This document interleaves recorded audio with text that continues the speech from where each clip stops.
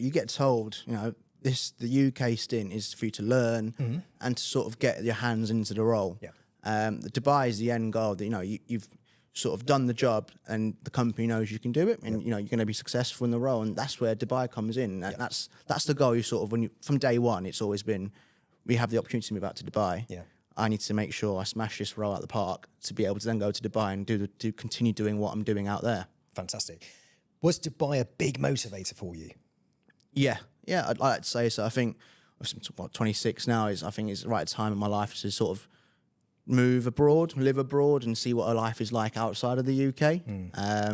But you come here on holiday, it's completely different to living out here. So, yeah, it was a big motivator for me. Even that's what my friend, when I first spoke to him about it, he's like, well, do the job. You come out to Dubai, you live out in Dubai, they'll look after you, they'll help you out and support you. And I was like, that's probably was the first tick for me, or the first thing for me that really wanted me to work for Hoxton. Yeah, it's good to get a testimonial from a friend as well, isn't it? Absolutely. Somebody who's gone through the process. Yeah. You will trust that person. Absolutely, yeah. Yeah, and that's really important. It's a big purpose of this Hoxton life right now, is 16 years I worked in financial planning recruitment, and the international advice market always had a bit of a bad rep. And I'll be honest with you, I didn't understand it fully. I hyper-focused on the UK. In the back of my mind, it was a load of commission flogging people abroad.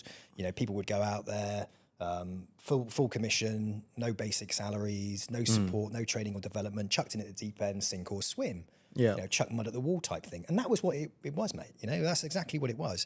But now we're seeing a completely different side of it. But I think that's being spearheaded and pushed forward by companies essentially like Hoxton, right? Like Hoxton Wealth. Absolutely, yeah. Because you haven't come over here without any basic salary, have you?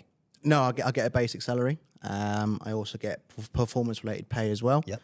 And that that sort of stuff is you get what you put in, I suppose. The more work you do, the more you get back. But the salary's there to support you in the move and to show that we will support you through your journeys. It's coming out to Dubai. It's not a place you can live without a salary, if I'm honest with you. And I don't know about other career paths in Dubai, but with financial planning, it's hard work. You do have to put a lot of hours in. You do have to put the effort in, and it's not quick results. I'm sure you've had Chris on here before. He says it all the time. If you want quick results, go work in real estate.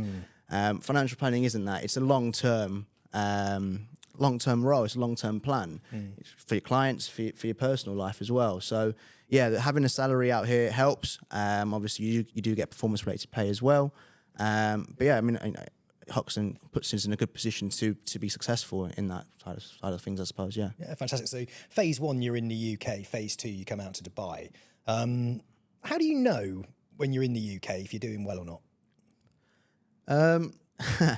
It's a difficult question, I suppose. I suppose if you look at your performance side of things, are you speaking to not the amount of people that you want to talk to? You're booking in the meetings with advisors that you need to talk to. I think from my part, it was I started off really well. I had a bit of a tough part in between where I was struggling to get hold of people. I wasn't booking enough meetings in. But it's the resilience side of things. So I think, Kane, Jacob, whoever, seeing that side, he can do the job. He's still hitting his metrics, hitting his targets for the amount of people he's trying to talk to, the amount of talk time and stuff like that. So you just got to sort of trust the process. So, okay, great. It's always good to hear about some of the challenges that you've come up against. So it sounds to me like you came up with a challenge. You had high activity, but were struggling to convert perhaps the meetings or struggling to get hold of people. Yeah. What was it, and what did you do to overcome that? So struggling to get hold of people, it's a difficult thing because obviously we work internationally, so we work in different time zones. So for me, the way I sort of changed my working days, I'd work specific time zones, a specific part of the day. So in the UK, I did a lot of Europe and I did a lot of US work. So I'd split my day out to make sure I'd maximise my time in that certain jurisdiction, I suppose. So, if I wanted to focus on the US, I'd come in maybe a little bit later, but work later in the evening and have a good 7-8 hours focusing and talking to the US or people based in the US and vice versa. If I've talked to Europe, I know I've got most of the day, but I'll try to start a little bit earlier because obviously the time differences and you just try and put the effort into talking to these guys. It can be part luck. Some people, you just catch people at the wrong time, and that's part of the role. But if you sort of change the way you work, the way your lifestyle, or the way days spread out or built, you can obviously, you can reach out to more people, and that's the way of working around it. You can improve your chances of getting hold of somebody. Right? Exactly, yeah. If you're not putting yourself out there, you're not going to get anybody, are you? No, at the end of the exactly. day? So if you can strategically place your time, specific times of the day that you call people, you're only going to have the higher chances. But you're only going to have the higher chance of getting hold of people if you're doing the bloody work. Absolutely, yeah. Right? Yeah, So absolutely.